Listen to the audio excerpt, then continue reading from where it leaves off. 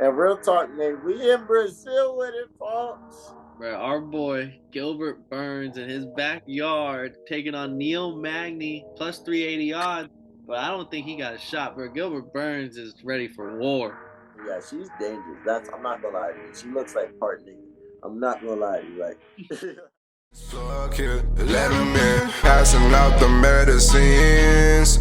We've been on that rock star regimen, knowing that I'm heaven sent, higher than I ever been. What's going on? Welcome to Totally Blitz Podcast. This is the Fight Club, and we're breaking down UFC 283, Teixeira versus Hill, the first pay-per-view of the year. And as always, go down, like and subscribe. Drop a comment of all your picks, all your bets. If you have some shit to talk, let it out. These are your hosts. I'm Paul Pickle Winham Contra, the drunk gambler, and I'm joined with. come on, man. You already know it's that boy Kev, Street Fight enthusiast, Savoy, man. AKA the Don PYE, AKA the realest motherfucker on your screen, man. And real talk, man, we in Brazil with it, folks. Paul, think about it. I just want you to imagine, right? I love putting shit in the air. We manifesting right now. There's gonna be a day that we gonna be when they say UFC Brazil, we there. UFC Paris, we're there. UFC London, too, we're there. Like, just wait on it. We're gonna be live streaming those. But hey, man, we got Brazil. I'm excited as fuck. Probably gonna be live streaming this Saturday. Like, oh, this is gonna be a great fucking card. Yeah, when does this card start in Brazil? Oh, pay-per-view at 10, prelims at 6. Oh, okay. Or early prelims at 6. Okay, yeah, this is a normal starting card. Yeah, no, bro, I can't wait, bro. We got the what is it, the vacant light heavyweight title on the line. Glover in his home country. Then you got another belt. You got the fucking Figueiredo versus Moreno quadrilogy at flyweight. Our boy Gilbert Burns is on this bitch. They created a word just for these motherfuckers, quadrilogy. I refuse to believe that shit was a word before now. Someone said, "What happens if they tie? Like, what happens if they get a draw?" Dana's canceling both their contracts. Yeah, but that should be. You gotta get a fifth one. That'd be crazy. Nah, but nah, really, they're ready to this part. Oh, where do you want to start here? Because there's so many people on this card. I mean, you got what hitters do you see in the prelims? Well, if you're joining for the early prelim fights, you gotta watch the T-Rex fight. Okay. Terrence McKinney in a pick'em. I mean, really good odds. It's a pick'em against Ismael Bonfim, Brazilian. He just won off the Contender Series, got his contract. So he was a former champion at one of his previous what is it? Previous wherever he fought before. So he 18-3 does. I mean, and the odds, it seems like he's not a slouch. I don't know too much about him. I know a lot about Terrence McKinney. He gets early finishes. He hits like a fucking freight train. He can out wrestle the best of them. Someone you should be watching for 2023 to make his way up with the rankings. So I think this is just gonna be a stepping stone in his career. But also, I don't know much about other cats, so maybe we could be in for a really good scrap right here. Hey man, that's what we're looking forward to tonight. I'm definitely tuning in early for this card. So we'll see. So I'm looking out for the T-Rex fight. Terrence McKinney is that dude. Who did you fight last time? Let me see, because the last fight he had a whoever calls my time correctly gets free merch, and I was off by 2 seconds, and I was the closest person, and everyone in the comments was like he was the closest. Like afterwards, I never got my free merch, but I still fuck with him. Yeah, he submission by 2 minutes. All his fights, his last 5 fights, first round KO win. First round KO win over Matt Steamroller Freevola. Shout out A13. First round submission over ZM. He got a KO to Drew Dauber. First round KO loss, but he knocked Drew Dauber down. Everyone thought the fight should have got called, but then Drew Dauber caught his ass, and then ended up winning that fight. And then he gets the submission 2 minutes 17 seconds over Gonzalez. So like I said, and 3 of those fights were last year. So he's working. He's hot. That boy's a fighter. But yeah, I'm gonna look out for that one. But let's get into the main card, man. All right, let's get into it. I'm first fight on the main card, bro. Paul Craig plus 170 against Johnny Walker, who is representing Brazil, minus 200 here. Like, this was a fun fight a couple years ago when Johnny Walker was hot, but then the Johnny Walker freight train kind of came to an end and kind of got exposed. He was supposed to be the John Jones stopper and all that stuff. 6'6", Like, 82-inch reach, long as fuck, can hit like a train, but I mean, kind of hit a wall. Paul Craig, we know, especially his last fight. I was riding high on him his last fight, and then all of a sudden he does that bullshit where he just laid on his back and wanted to do BJJ the whole time. Like, he didn't even want to stand up and fight; he just kept going to his back. Hopefully, I'm not getting that Paul Craig because I'm definitely rooting for my guy. So Paul Craig, that's my guy. I fuck with, bro. Like, what was the first Paul Craig fight we covered? Krylov, UFC London. That fight was lit. So I fuck with Paul Craig. Paul Craig's my dog, but people keep speaking on Johnny Walker. I didn't know too much about him until this week, but they keep speaking his name. So I'm gonna be watching, bro. I'm gonna sit there like, is he really all that? So my pick might have to go with Johnny Walker just because I'm curious to see if bro really got them hands like that. As long as he doesn't go to the mat. I feel like as long as he doesn't go to the mat, is he straight? I mean, he's from Brazil. He got some BJJ in his back pocket, but he's definitely not. Paul Craig is going to smoke him if he hits the mat. So just don't get dangerous. Don't get disrespectful with you straight. But I'm thinking, like, you think a second round KO? It could possibly. Also, if Craig starts pulling some bullshit where he doesn't want to exchange, like we saw last time, we might not be able to see a KO. So I wouldn't bet any type of distant bets in this fight. All right. I am taking, I already put the bet in. Paul Craig plus 170. Give me those odds. I'm also probably going to sprinkle in Paul Craig via submission because that's how I think his only shot of winning, submission. Next fight, women's flyweight, Lauren Murphy versus Jessica Andre. We got some number 4 versus number 3 in the division, and Andre is number 4. Murphy number 3, but Andre minus 500 in the odds. Murphy plus 380. Lauren Murphy is older. Jessica Andre, I mean, I know she's not the youngest either, but she's just been in fucking top form her last few fights. And this is her backyard. Kev, what do you think? The odds do it justice? I mean, Lauren Murphy beat the fuck out of Miesha Tate. So, like, she does deserve, like, her spot in her ranking. And I think she's a good fighter, but this is Jessica Andre, who is, like you said, red motherfucking hot. I don't remember her exact last fight, but I just remember, I feel like we covered that one on the live. So she got the standing submission on That's what it was. Amanda Lemos. That's what it was. So, yeah, she's dangerous. I'm not going to lie to you. She looks like part nigga. I'm not going to lie to you. Like, she looks like a fucking problem at all times. So, I gotta take motherfucking Andres. I'm rocking with the Brazilian, man. No, I'm co-signing all the way. I mean, the odds do it justice. I think she wins on all stages of this fight. On the stand-up, she can make it dirty, and you don't want to get into a clinch fight with her, Muay Thai specialist. And then if she gets into that, then she might just fucking spring on you, bruh. So, rocking her all the way. And I expect this one not to go to distance. Facts. Then you think she'd submit her, or is she gonna try to knock her out? I can see either one happening, so I don't want to take a particular one. Like when in those type of situations, I take the bet an Andre TKO or submission. You get some nice little odds on that. All I'm saying is I'm expecting a lot of BJJ this fucking card. So if I don't get a guillotine, I'm gonna be slightly upset. I'm not gonna lie to you. An omoplata, you want something dangerous? I want something to be like, fuck, she might be dead if she don't tap right now. I'm like, You just smirking in the back. Are you a villain? I'm just like.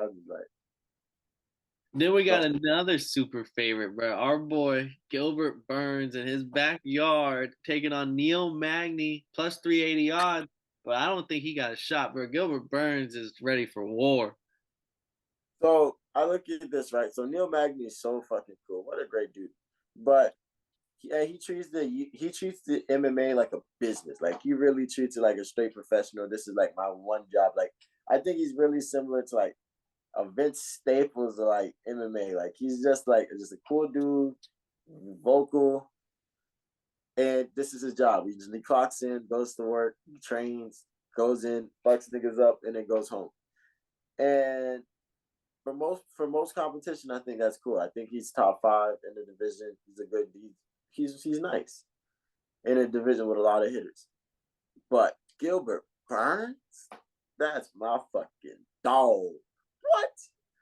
Right. When I saw him fight his fight against Hamzat, and the fact that Hamzat did what he did in the first round, and he came back in the second round, and then made that third round just a fucking banger. Like, he's a fighter, and the fact that nobody wants to fight him, I think he's the real boogeyman. And I think the only person that can really beat him is fucking Kamaru. Like, if this was Leon Edwards, this could be something. I don't know. That's how I feel in this division, especially if Hamzat's a 185 now. So I'm definitely rocking with Gilbert Burns in his backyard, but I think it's dangerous how nobody wants to fight him for real. Yeah, I mean, Gilbert Burns is calling out Jorge. Jorge kind of ducked it. Not kind of, he ducked it. Jorge still thinks he might get a title shot. And then Kobe for Stamster is not fighting Gilbert Burns. Because, yeah, you can wrestle, but you don't want to get to the ground with Burns.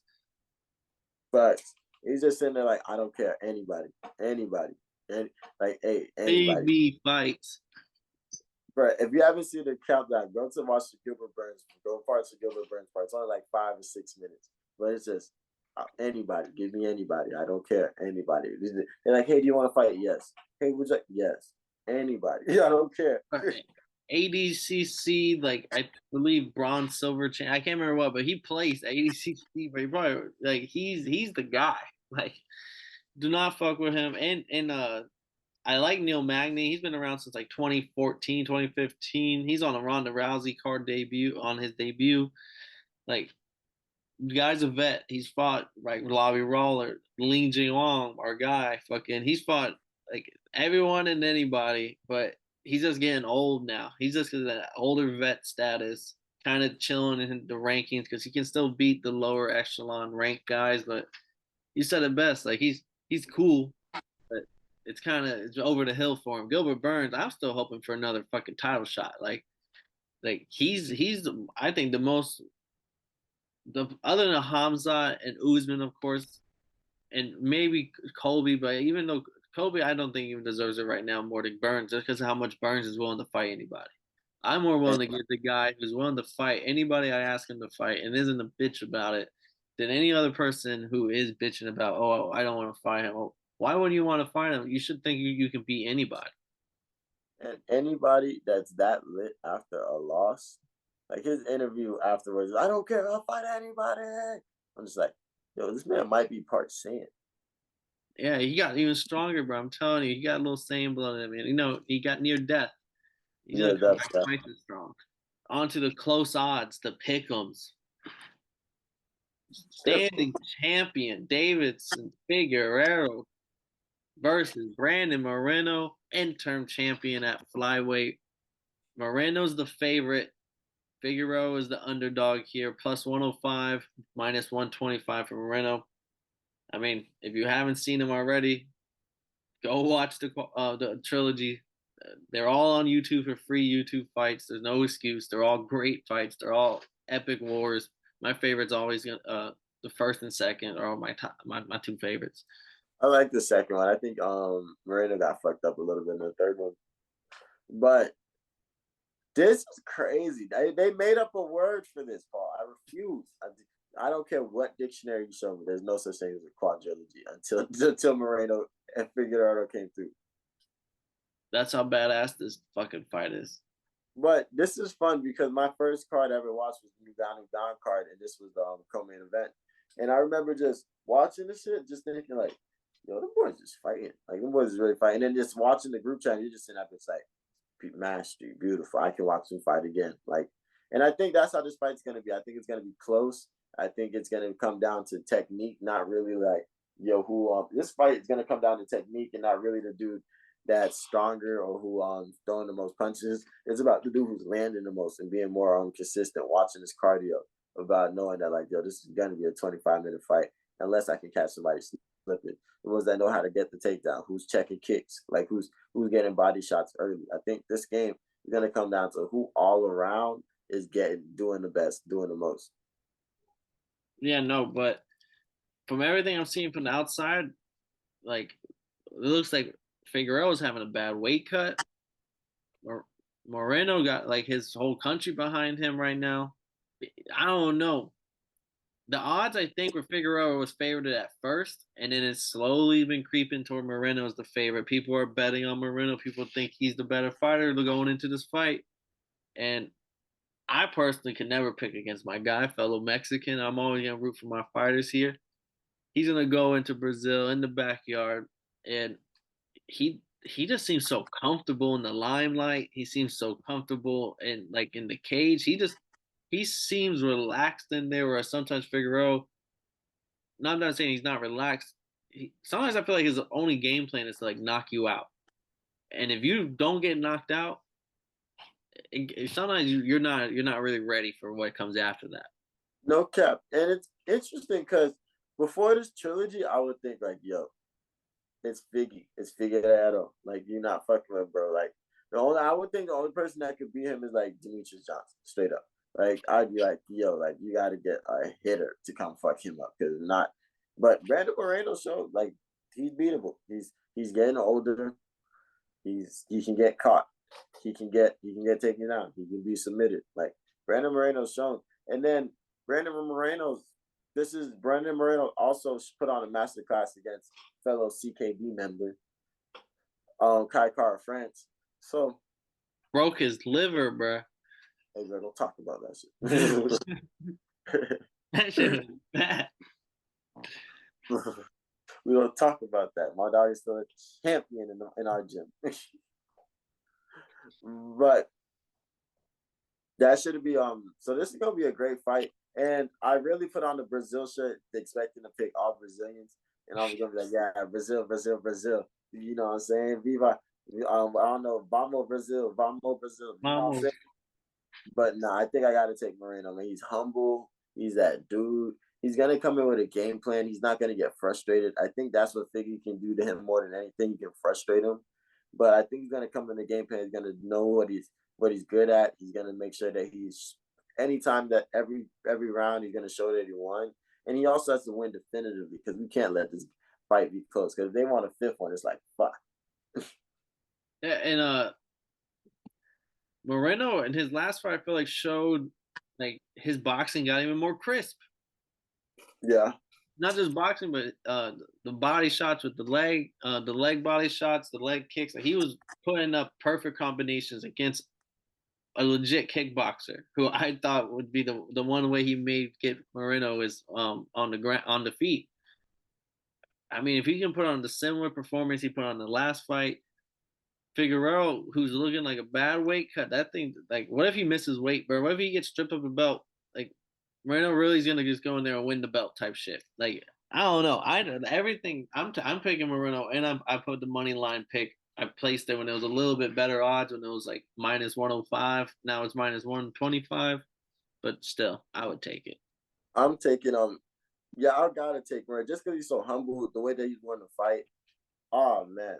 And he's not worried about anything except like, yo, I'm coming in here and I have a game plan and I'm gonna adapt and I'm gonna come in and fight. And he's just so humble about fucking at the media day, you got Figueroa talking about something. I'm Moreno's worst nightmare. Bro, he's already beaten you before. Like he made you tap, homie. Like, what is he scared of? So I think he's feeling himself, and this is gonna be this. If Figueroa loses the fight, this probably is gonna be his last big payday. Hey, and my boy Moreno's an anime fan, gamer guy. Gotta root for him. Got the gaming lighter to represent. Then our fucking main event, though. I want to see where you ride with your pick here, Kev. I want to see your pick. Glover Teixeira versus Jamal Hill for the light heavyweight vacant title here. Glover, former champ. Hill's first time fighting for the belt. Hill is the favorite, minus 135. Teixeira plus 115 on the odds. How do you see this one breaking down? The best ability in life is availability. That's straight up. Motherfucking, they said Jamal Hill got the phone call. because Glover was at the this fight happened because if you don't know, this fight happened because of the Ankalev and Blachowicz tie. So immediately they called Glover to the back. I said, what the fuck? This is some bullshit. And then they immediately called Glover to the back. Glover said, hey, how about fighting Jamal Hill for the title in Brazil? Glover said, hell yeah. They called Jamal Hill's manager. Jamal Hill's manager calls Jamal Hill. He said yes so many times. You would have thought he was Daniel Bryan in this motherfucker. So best ability is availability. First and foremost, imagine your dream coming true. Like, yo, everybody would agree that he's probably maybe been like 2 or 3 wins away from a fight, maybe like 1 or 2 wins away from a fight, the championship fight. But you was available when they needed you. You're the number 4 or 5 guy, bro. Come in and showed out. So this is fine. He's coming to Brazil. And he's gonna come in and show out. So I think it's gonna be a good fight. I don't see this going the distance, but I just especially after watching Embedded, and I'm watching that audit. One of the main key points in his training camp is defense on the ground and trying to get back up and shit, and trying not to slow down Glover's BJJ, which is really, really fucking good. But I don't know, man. I don't know if I can root for my dog Jamal Hill. You know I fuck with him. I voted him Hood Nigga of the Year, man, but like I don't know if I can root for my dog. I gotta go. Think about that vote. I gotta go for my Glover. I gotta go for my Glover. Go my dog Glover, man. He's a champion. He's a vet. He's done these fights. He's been to the fucking ends of the earth in a 5-round fight. He really knows what it feels like to almost die. He doesn't plan on retiring after this fight. So he really wants to win his championship.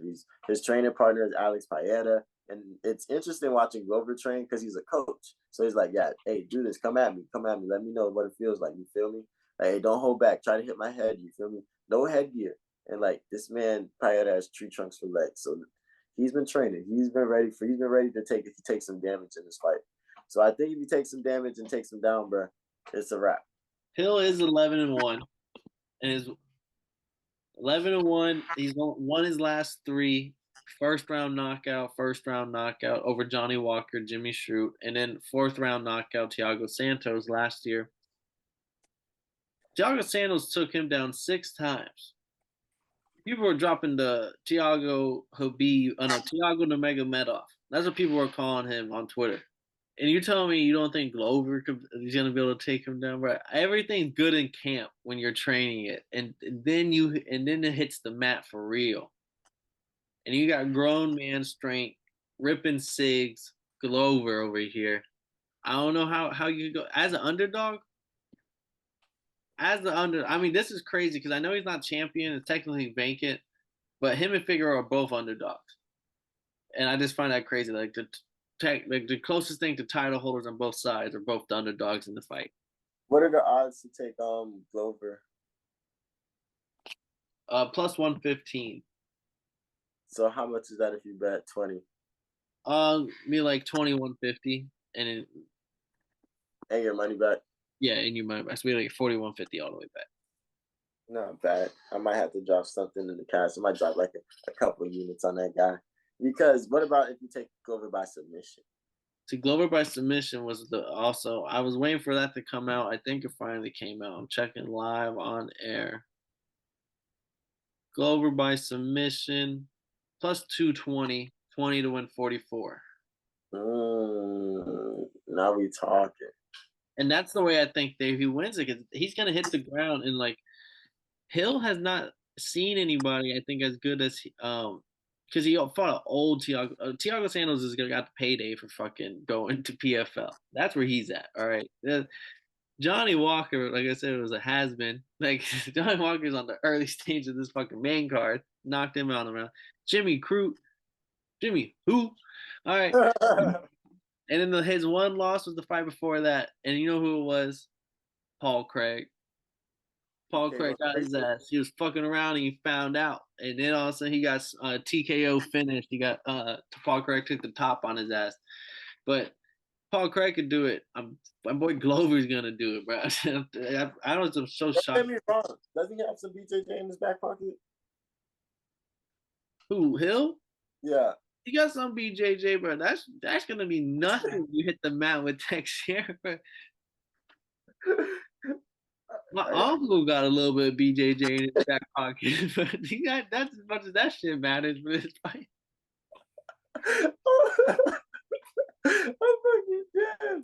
But hey, man, that was real life kid because even DC was talking on DC and RC. He said, "Yo, Glover's top game is like, even if he's gonna be searching for the submissions, but while he's searching for the submissions, he's heavy. He's dropping elbows. He's hitting you top. He's laying on you. He's making you hold the weight. And this is 5 rounds. You got to deal with this shit for." On your fucking neck, bro. On 240 pounds is on your neck. Brazilian 240, bro. That's bigger than American 240. Oh man. But hell, you got the height, you got the reach, you got the height and the reach. Oh, don't get me wrong, bro. Hill's a big guy. Hill, I think, could potentially Hulk pick up Teixeira. No, about the octagon that's the one way you get off the bottom. It's like you just hood strength, pick him up. Take care of that. Oh my god. See, Teixeira ain't never see a scoop before, all right? He ain't never been scooped. Nah, but in all reality, I think Teixeira, once it hits the mat, like you said, he's gonna be draining. Hill's gonna be tired come round 2, I think. Like all his fights are early round finishes. He, to me, potentially, I'm always saying he's the Edgar Berlanga of UFC, where they have this push for him, but he really can only knock you out. That's really all. Like once he's gonna hit these upper echelons, and he's got rapidly put into the upper echelon, you're gonna fuck around and find out. Fuck around and find out. Because even Glover, Yuri, we would say the great. If Yuri is fighting Hill right now, we wouldn't be thinking Hill's gonna knock him out. We're gonna be like, oh, Yuri's gonna do what he wants with him. But Teixeira was piecing up Yuri. I mean, Yuri had to shoot for a fucking submission to escape almost getting finished. Like there was a point where Teixeira shot a takedown instead of finishing Yuri. Like that boy can box, all right. Nah, no cap. And then one thing I do think is possible is that Thiago Santos, he started shooting because he realized early, like, I don't want to go back and forth with this dude. He does hit hard as fuck.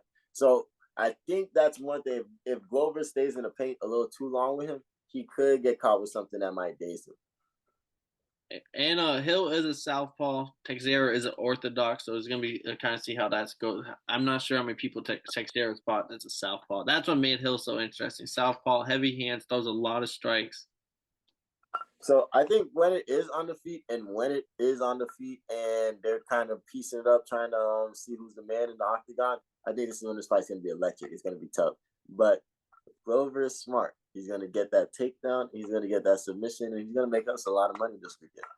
Yes, sir. I like it. So run down the picks real quick as we head out. I got Paul Craig to open the main card. He's got Johnny Walker. We both got Jessica Andre over Lauren Murphy. We both got Gilbert Burns smoking Neil Magny. We both on Brandon Moreno over God of War Figueiredo. And we're both on Teixeira over Jamal Hill. And we're both on the submission. We're both riding the plus 220 odds. Go smash it. You can probably get better odds. Probably like 250 on some other sites. So good odds, I think, for his one method of winning right here. Actually, shit, I don't know. Glover probably has multiple methods. People keep discounting how good his boxing is. But those are the picks. Anything you want to say before we head out? Hey, man, it's UFC fucking Brazil, man. Be fucking lit. The coolest shit I've ever seen was when I see that they got the champion, the UFC belt on the statue, on the legendary statue. So that's fucking fire as fuck. So like that shows you UFC is the truth. Don't sleep on it, man. And bro, keep tuning into the Totally Blitz podcast, man, because we're gonna keep fucking you up every motherfucking week. We got the recap coming soon. Definitely gonna be some boxing shit going on later this month, maybe next month. But hey, our name is Kev Waterboy Savoy. I'm the street fight enthusiast. That's Paul Pickenwinham Contra, the drunk gambler, and we go tell you and everybody around you to go smash Glover by submission if you want to make some bread. If not, then use a beer. I got a problem with being problematic. Get the light beam on me ready for electrostatic. Don't you step into this box if you're not batting. Then my gang got tools, you could call them boy crap, man. This gang got rules, man. You better watch your passes, this ain't not new. And then see some accent, all I say is true. You better stop your capping, lacking really your ass all